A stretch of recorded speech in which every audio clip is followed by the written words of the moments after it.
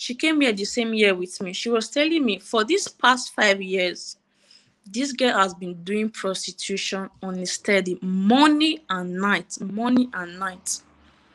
She doesn't know anybody, documents she doesn't have, morning and night, morning and night. I was shocked. I was like, you know, feel run. Hey, God.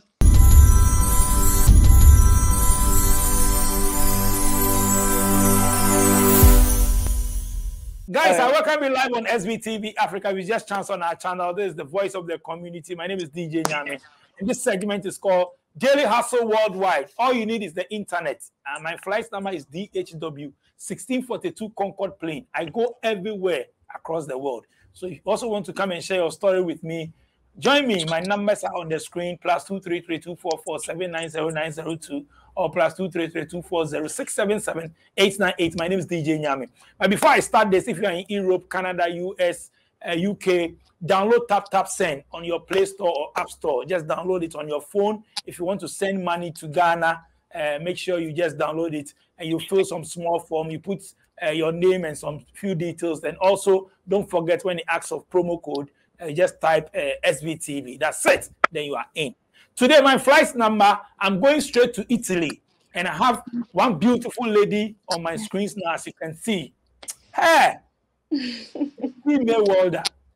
She's a welder. Hard-working lady, young lady, beautiful. I'm going to have a chat with her to get to know her, where she's from, when she went to Italy, why into welding, and all that, Charlie. Sweetheart, excellent. I welcome you live on SBTV Africa. How are you doing? Thank you. I'm doing good. And you? I'm good. Are you just coming from work? Yeah, I just go back. I can see that. How was your day today? It was good. It'd be stressful, but we thank God. Oh, I see. Which part of Italy are you? In Toscana. Okay, I see. How long have you been in Italy? About close to 6 years now. Oh, 6 years, close to 6 years. Oh, okay. Yeah, I see. So you are from where, Nigeria or where? Yeah, I'm from Nigeria. Oh, Nigeria, how far now? How far? Everywhere good. Okay, let's come back to Nigeria. Which part of Nigeria are you from? I'm from Edo State. Oh, Edo State. Oh, okay, nice one. So 6 years ago, back in Nigeria, what were you doing? I was actually a sales representative back in Nigeria at Uniben Baggate. Yeah, I was actually doing a sales representative with someone that we sells recharge card and stationaries in the campus. Oh, okay. So how was life then back in Nigeria before leaving?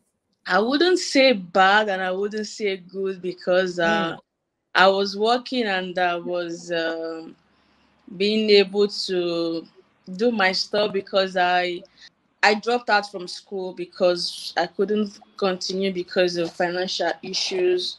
You know, both parents are separated when I was just 3 years old. So, and it was really hard, like growing up was really hard. At the time, I stayed with my grandparents and it got to, I think I was in SS1 or SS2. Then that was when I dropped out from school. Already before then, I started living alone, you know, taking my responsibilities alone and all that, you know. So I was so used to taking care of myself, doing my just work and take care of myself, you know. So I literally go to the market to sell stuff and then go to school in the morning. After school, go to the market to do 1 or 2 hustle to feed another, pay your bills and all that. So it gets to a point I couldn't for that anymore. So I had to drop out and focus on doing something, just working and so has separation caused any problem? Has it affected you? Yes, it did, you know, because you know, as a female child, you know, even I don't know how to put it. As a female child, you're supposed to stay with your mom, at least to teach you stuff about woman, knowing lots about yourself and all that. But I never actually had those opportunities to live. So you were with your dad's side, eh? None of them either. None Oh, either. how Yeah. come? How come you couldn't get access to your mom or your dad, but Well, rather your grandmother? yeah, I think actually I was with my grandparents. You know. Your grandparents, yeah, Yeah, okay. I was with my grandparents. So I think the primary four, and that was in the village, because before I don't know, because I was still very young at that time. But my both parents separated. I was still very young aged. I was 3 years old when they separated. Then primary 3 or 2, I don't remember. I think my mom got married, and my dad also do the same thing. Cause so primary 4, I went back to my dad. My dad came to take us from my grandparents' place. We were living with him. He has other wives, because literally, my dad, this thing is going on. Like, I'm not supposed to be saying no a thing like this. Like, How many siblings do you have? I have more than 10 siblings, and some I don't even know. 10. Yeah. Are you the first or the last? From my dad, I'm the first daughter. So yeah. So Wow. Then life was not easy. it wasn't. As like growing up wasn't. It wasn't for me. Growing up wasn't Wow. really that easy for me. I'm asking all these things because I know that what you just said now, a lot of people are going through this, and some end up going after men, sleeping, doing Ashawo, prostitution, and all that. Let me be honest with you. I almost, let me just say, almost ended up like that. Almost. Because I think before I left Nigeria, I remember there was a time there was a girl I knew in primary school. We studied together before. So when I was working in Uniben, I met her. Then she was living this flashy guy. Me, I'm just trying to hustle to make a living. So from there, I started to catch up with her, because long time we've not seen. So I started to catch up with her and all that. So from there, we started going out together, and she was those kind of girls that go to club and all that, flex life, those kind of things. So I started following her to clubs, and she introduced me to some people and all that. To be honest, I almost, probably, I You don't know if almost, or you I tried, don't know. but you came out. You tried. You did some. Let's say thank God I traveled. If not, probably I would have by now. If I look back, probably by now I would have been like her. Let's be honest. Yeah. So it's bad parenting and separation that is causing these things. The youth, most of the young ones are into drugs, and they see flashy things and they want it quick and all that. So they end up doing stuff that they don't need to do it. Well, I wouldn't say it's bad parenting or lack of parent, because even while I was I was in those difficult moments in my life, I still see some kids that also went through things that are even worse than that, and they don't let any peer pressure get into them. They still do well. But you know we are not all the same. So some of us we get open eyes, some no get. So but I wouldn't say some parents, they also play a role on it. So let's be honest, because let's for example, I personally, like, most times I watch some videos on TikTok, and I see how some young boys and girls, how their parents are present in their lives. I feel bad most of the time, because I wish I have that kind of relationship Mm, mm, with my mm. parents, with my dad, or with my mom. You know, I remember there was a time we went to visit one of my girlfriends in her house, and she wanted to introduce her dad to us. She was like, meet my boyfriend. There was this relationship he had, because for her to introduce her dad as her boyfriend to us, there's this relationship they had. She's so free with her dad that she could introduce her dad to us as her boyfriend, I mean to say. You know, so that really got me. When I got home, I was actually crying. Up till now, the thing still affects me. You know, as a girl, even some women too, there are some mothers how they relate with their daughter. Because as grown as I am now, there are still things I can't still share with my mom because we don't have that relationship. I don't still feel cool to share things with her. And I would rather share with a friend than to share with my mom. You understand? So not having your parents in your life, it pays a lot, you know. So how did you get the opportunity to go to Italy? Because looking at the background for what you are saying, meaning you don't have anybody to help you and all that, and things were not well. I know some people, they go through Libya, some people too, they go through flights. Yours, how did it happen? Okay, mine. To be honest, I never wanted to travel out of Nigeria first. You know, I never want. I remember at when I was still in junior secondary, I had an auntie who wanted me to travel out. Up till now, I don't talk to her anymore because of that. I ran away because of that. You know, so while I was working in Uniben, because Uniben is University of Benin. You know, while I was working there, my brother called me that there is someone who would like to sponsor me because I lived with my brother before. There was the person was his neighbor. He said the person tried to sponsor me. So I told him no, I don't want to go. He called my mom, and my mom told him if she doesn't want to go, don't force her. He said okay, no problem. So I think that year, new students was coming to school. So I started seeing them. You know, I felt bad because I also wanted to go to school because at that time my boss I was working with was telling me that I can go back to school if I want to. I just need to work more harder. Yeah, I really want to go to school, but you know, going to school when you don't have anybody sponsoring you is not easy. So I started feeling bad seeing new students in school. So I had to call my brother.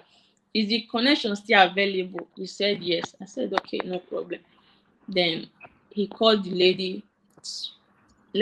I was a victim of human trafficking because you know Oh, yeah, yeah, they won't tell you what they are bringing you here to do.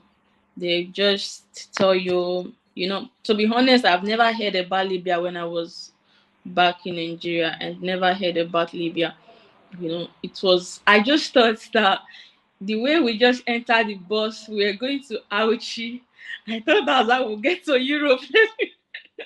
It's still funny whenever I say this to people, it's still fun.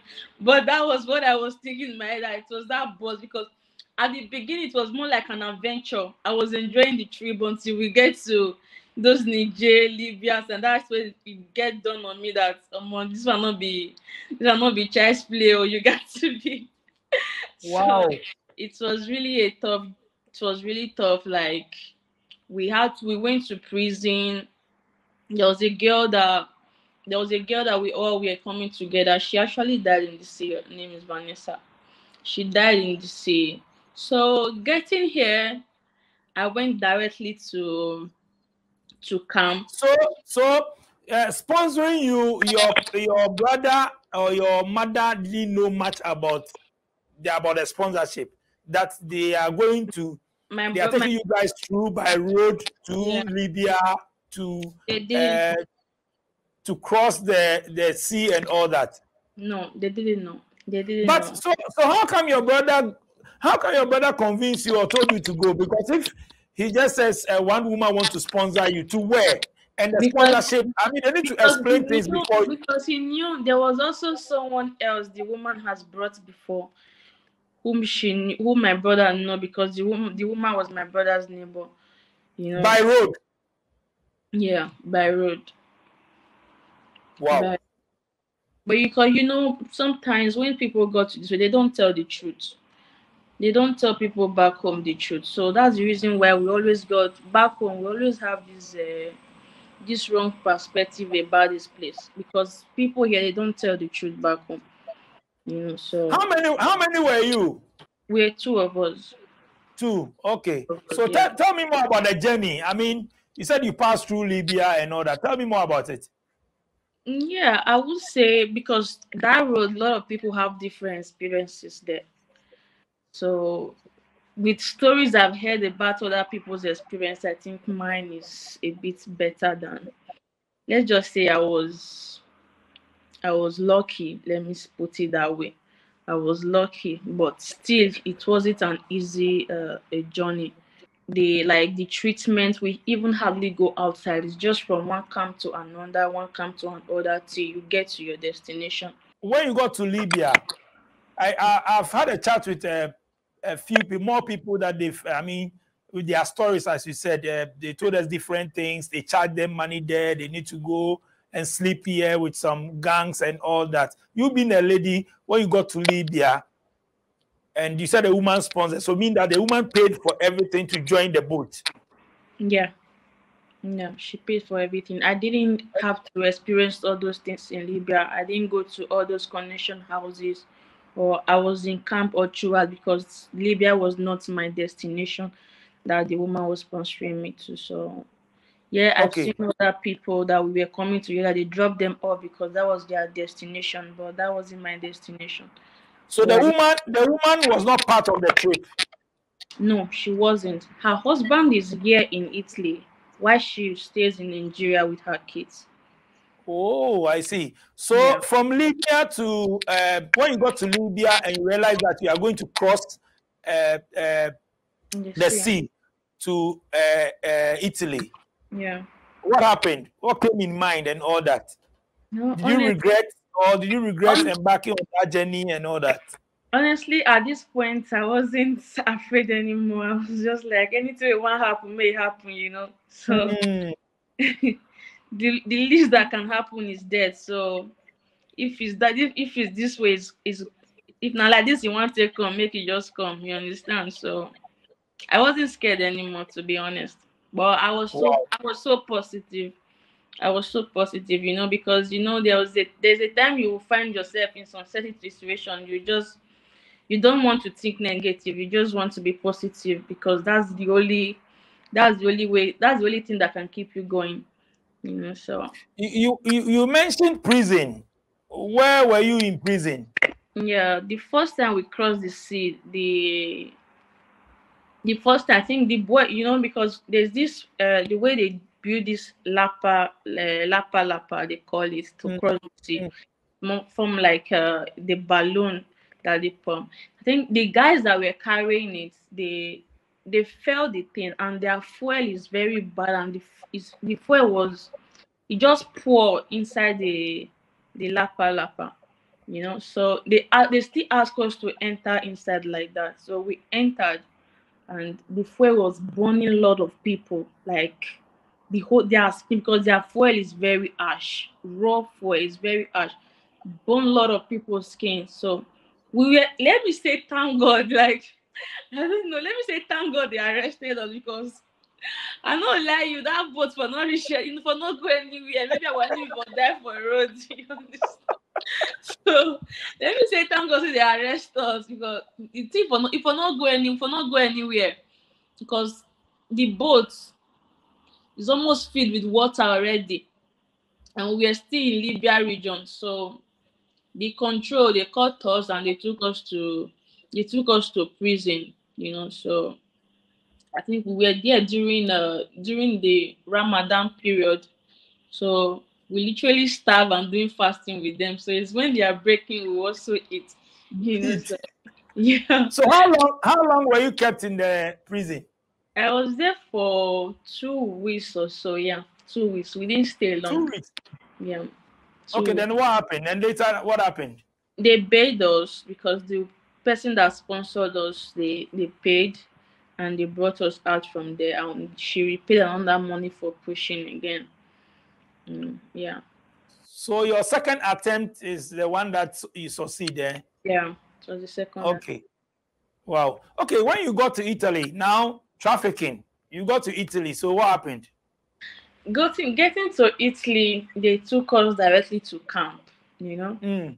So I called them and to let them know that I have arrived Italy.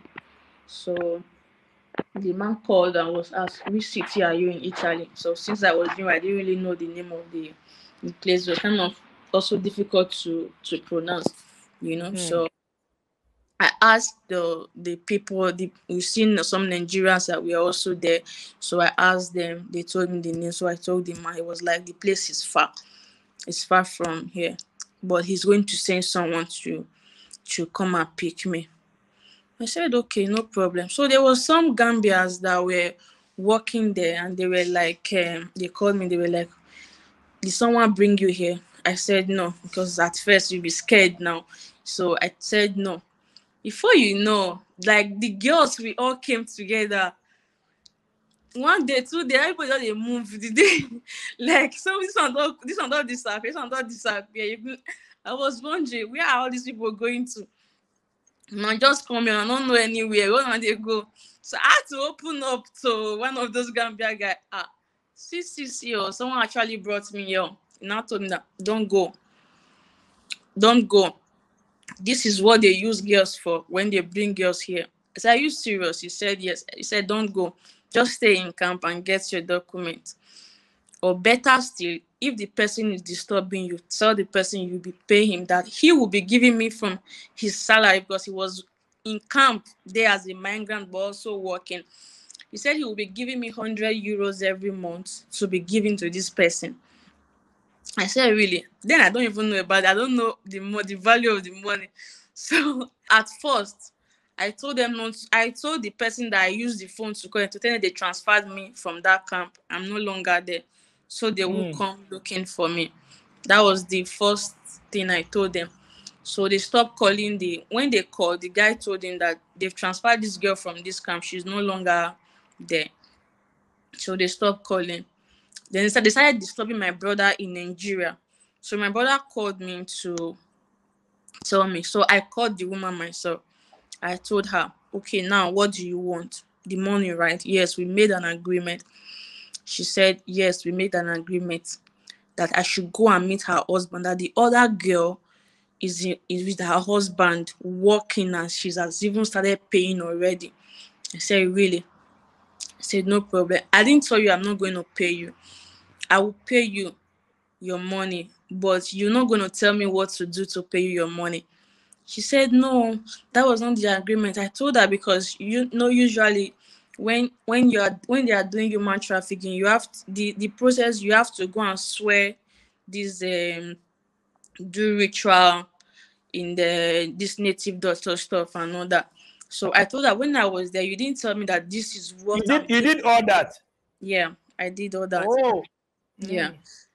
I told her, you didn't tell me that I was going to do prostitution to pay you your money. You only said the swear was, don't run away. When you run away, that's where the cause will affect me. I didn't run. I'm telling you now, I'm not running, but just I won't do what you told me to do. So because when I was coming, you didn't tell me that this is what I'm coming here to do. I will work and I'll pay you your money. But right now, I offered to be giving her 100 euro every month. She said, no, for what? It's too small. 100 euro is I said, me, I'm not working. Even that 100 euro, someone is saying that is giving me. I don't even know the value of the money yet. So you're telling me it's too small. I said, madam, when you are ready to collect the money, you let me know. So they continued disturbing my brother. They took my brother to Ayelala. If you are in Nigeria, typically from Edo State, you understand what Ayelala means. How much did they spend on you? They didn't spend up to 1 million at that time, but I was asked to pay 25,000 euros. Yeah. 25,000 euros. Yeah, 25,000 euros. And you said you'll be giving her 100 euro every month, and yes, more. I didn't even know what euro is at that time when she said 25. By road from Nigeria to Libya to Italy, 25,000 euro is too much.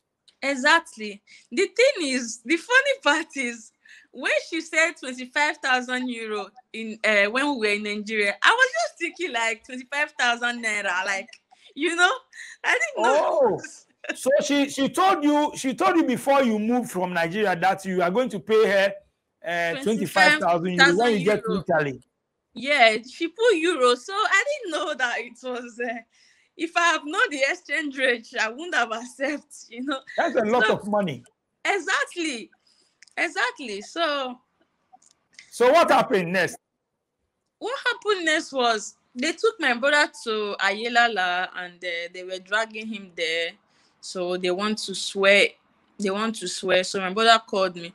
I told him, me, I want to speak with these people. Let me speak with these people. So I spoke with them. I told them, me, I didn't run.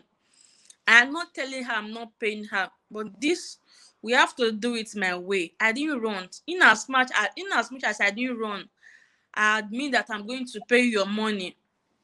You can't tell me what to do to pay you your money. So those people now ask me, how much are you going to pay? How much will you be paying? I told her, I'm not working right now. This €100 that I'm even giving her right now is someone that is giving it to me.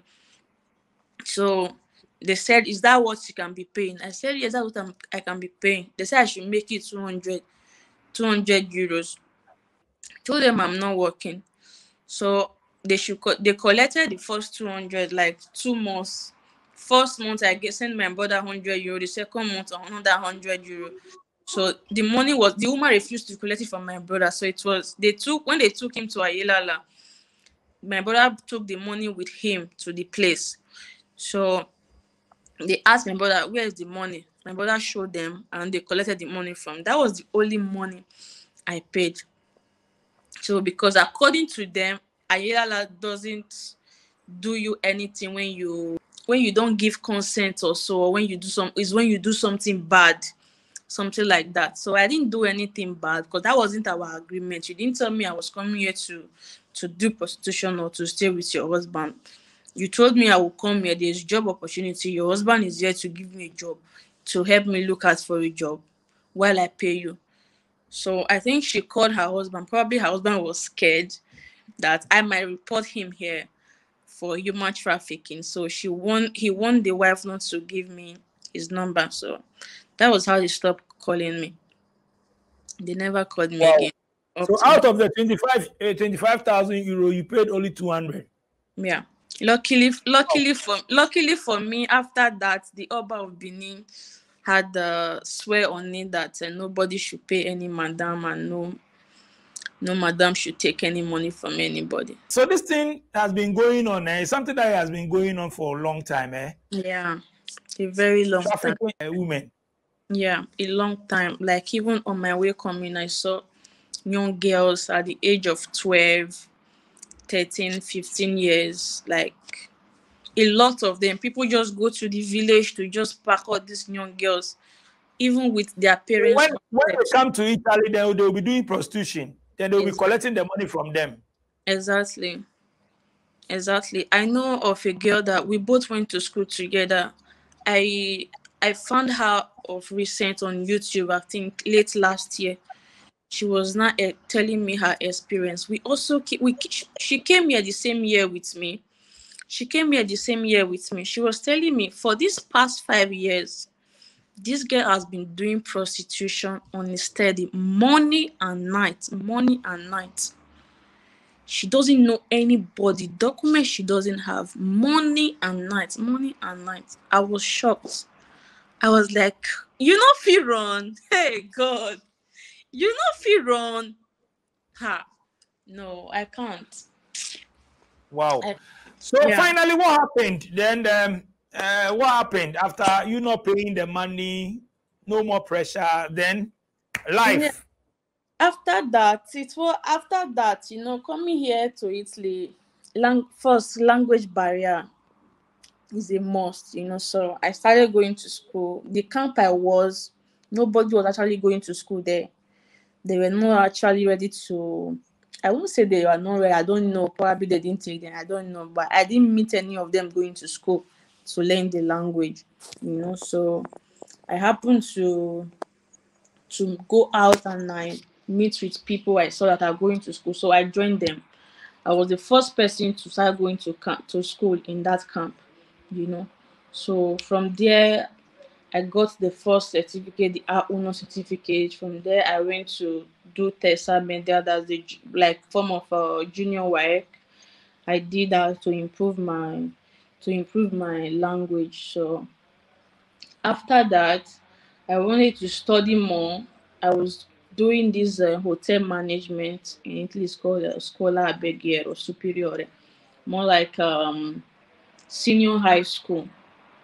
I did that for a year plus because I was trying to look for work and look for the sector where I know that I can work, I can really do well in this place, because to stay in this place is not really easy, because nobody to help you. Then nobody's even looking at you because everybody is trying to look for their own, So in order for me to do so, I need to do something for myself. I have family back home looking up to me. So it wasn't easy. But after taking the course for the hotel management, get I worked in a restaurant for a few times, but I didn't like it because I don't like cooking. I'm sorry to say, they say an African woman is supposed to be know how to cook and all that. I don't like cooking. Not that I can cook, but I just don't like being in the kitchen. So I didn't see myself. You feel lazy preparing food. Yeah, I don't just like it. I don't like. You don't like it, but you like eating. Of course. You don't want to cook, but when someone cooks, you eat. Of course, I will eat. So how come you ended up going into welding?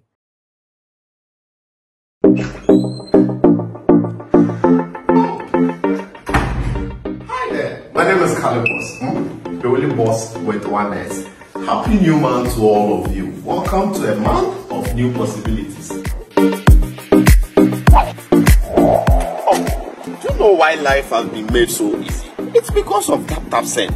People, TapTapSend is here to make your life easy if you want to transfer money to Ghana, if you want to transfer from USA, if you want to transfer from UK, Europe, Canada, a lot of places all to Ghana. And guess what? When it comes to Ghana, there's no e-levy charge. So, what are you waiting for? Download TapTapSend on Google Play Store and App Store and be ready for exciting offers coming your way each time, every time on TapTapSend. TapTapSend. Send more, spend less.